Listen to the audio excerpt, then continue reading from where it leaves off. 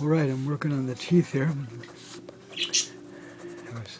just began thinking about that old movie which I bought in DVD at Goodwill not long ago, Marathon Man, with Dustin Hoffman and Sir Laurence Olivier.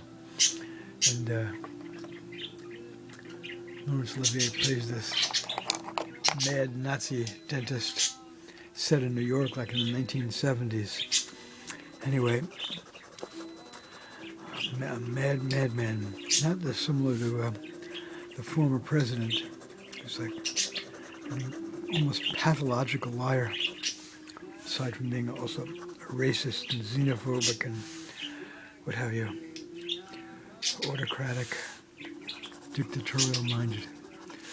Okay, to be continued, coming along here. So I just did a bunch of these teeth over here.